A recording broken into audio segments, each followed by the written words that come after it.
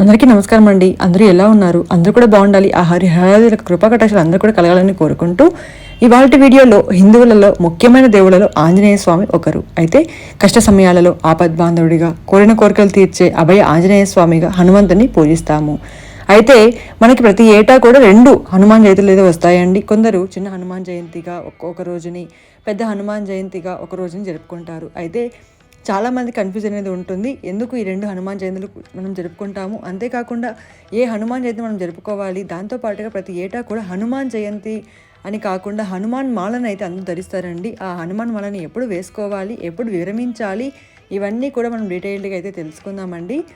మనకి హనుమాన్ జయంతి అనేది ఎప్పుడు వచ్చింది అంటే, మనకి హనుమాన్ జయంతి ప్రతి ఏటా కూడా మనము చైత్ర మాసంలో వచ్చే పౌర్ణమి రోజున మనం జరుపుకుంటాము. అలాగే చిన్న హనుమాన్ జయంతి అని అంటారు దీన్ని.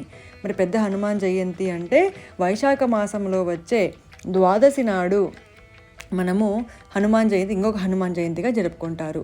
అయితే ఎందుకు ఈ 2 హనుమాన్ జయంతులు అనేవి కూడా నేను లాస్ట్లో వీడియోలో చెప్తాను.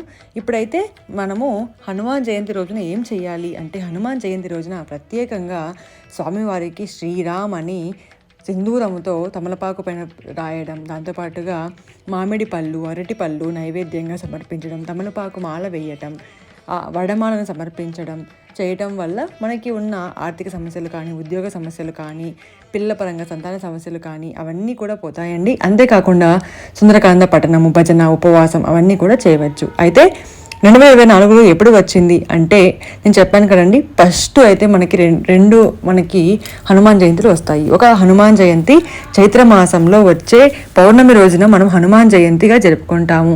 ఈ సంవత్సరం మనకి ఏప్రిల్ 23వ తేదీ మంగళవారం వచ్చింది. ఇలా మంగళవారం కానీ శనివారం కానీ హనుమంతుడికి చాలా ఇష్టము. అయితే ఆంజనేయ స్వామికి ఇలా రావడం వల్ల చాలా అయితే ఈసారి మనకి బాగుంది. అక్కడి నుంచి మొదలుపెట్టి 41 రోజుల పాటు దీక్ష అనేది మనం ప్రారంభించవచ్చండి. హనుమంతుడికి 41 రోజుల పాటు దీక్ష అనేది చేస్తాం కదా, మాల అనేది వేస్తాం కదా, అలా వేసుకోవచ్చు. తిరిగి చిన్న హనుమాన్ జయంతి అనేది జూన్ 1వ తారీఖు వైశాఖ మాసంలో వచ్చే ద్వాదశి నాడు మనము చేసుకోవాలండి. దశమి నాడు చేసుకోవాలి. వైశాఖ మాసంలో వచ్చే శుద్ధ దశమిని మనము హనుమాన్ జయంతిగా జరుపుకుంటాము. కాబట్టి ఏప్రిల్ 23వ తేదీ ఒక హనుమాన్ జయంతి అండి. జూన్ 1 అంటే 2వ హనుమాన్ జయంతి. ఈ రెండిటి మధ్య మనం గ్యాప్ చూసుకుంటే 41 రోజుల పాటు అనేది ఉంటుంది.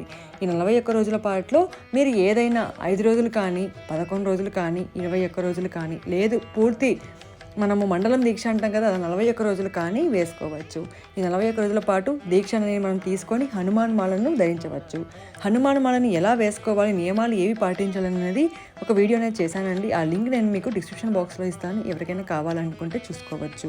మరి 11 రోజులు వేసేవాళ్ళు, 5 రోజులు వేసేవాళ్ళు హనుమాన్ మాల ఎప్పుడు వేయాలి అంటే, జూన్ 1 ఉంటుంది కదండి, ఆ జూన్ 1 నుంచి వెనక్కి ఒక 5 రోజులు అంటే 5 రోజులు, 11 రోజులు అంటే 11 రోజులు, 21 రోజులు అంటే 21 రోజులు అలా వెనక్కి తీసుకుంటూ జూన్ 1కి విరమించేలా చూసుకోవాలి. లేదు ఈ మధ్యలో వేసుకోవచ్చా అంటే కూడా వేసుకోవచ్చండి. ఈ ఏప్రిల్ 23 నుంచి జూన్ 1 ఈ మధ్యలో కూడా ఏదైనా ఒక 11 రోజులు అలా వేసుకొని విరమించవచ్చు. ఇప్పుడు చిన్న హనుమాన్ జయంతి, పెద్ద హనుమాన్ జయంతి అంటే ఏమిటో చూద్దాం. ఏప్రిల్ 23 మనకు వచ్చే అంటే చైత్ర మాసంలో వచ్చే పౌర్ణమి రోజున వచ్చే మనము ఈ దినాన్ని హనుమాన్ జయంతిగా జరుపుకుంటాము. అది కూడా మనకి హనుమాన్ జయంతిగానే జూన్ 1వ తేదీ వచ్చే వైశాఖ మాసంలో వచ్చే శుద్ధ దశమి కూడా మనకి హనుమాన్ జయంతి. ఎలాగంటే ఈ రోజునే కేసరి అలాగే అంజనాదేవులకి స్వామి పుట్టారన్నమాట.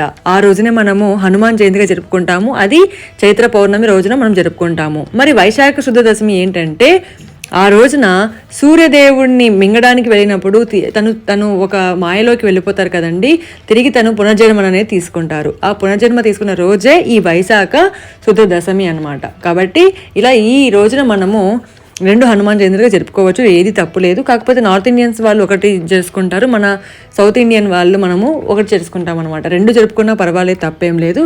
లేదు ఆ రోజు ఏమైనా అడ్డంకులు వచ్చాయనుకోండి, ఏదైనా ఒక మీరు హనుమాన్ జయంతిని జరుపుకోవచ్చు. అలాగే ఎవరికైనా ఆరోగ్య సమస్యలు ఉంటే కానీ, అలాగే ఉద్యోగంలో ఏవైనా మనకు ఉద్యోగం రావట్లేదు, ఒకవేళ వచ్చిన ప్రమోషన్స్ రావట్లేదు, అక్కడే ఉన్నాము అలా అన్నవాళ్ళు 5 మంగళవారాలు సింధూరాన్ని స్వామికి మీరు దేవాలయంకి వెళ్ళి స్వామికి ఇస్తే చాలా మంచిదండి. ఈ వీడియో మీకు నచ్చినట్లయితే లైక్ చేయండి, షేర్ చేయండి. అలాగే మరిన్ని మంచి విశేషమైన భక్తి వీడియోస్ కోసం మన ఛానల్ని సబ్స్క్రైబ్ చేయడం మాత్రం మర్చిపోకండి. అందరూ కూడా బాగుండాలి, అందులో మనం కూడా ఉండాలి అని కోరుకుంటూ సర్వేజన సుఖినో భవంతు. ఏమైనా కామెంట్ రూపంలో మీకు డౌట్ ఉంటే కామెంట్ రూపంలో చెప్పండి, నేను చెప్తాను.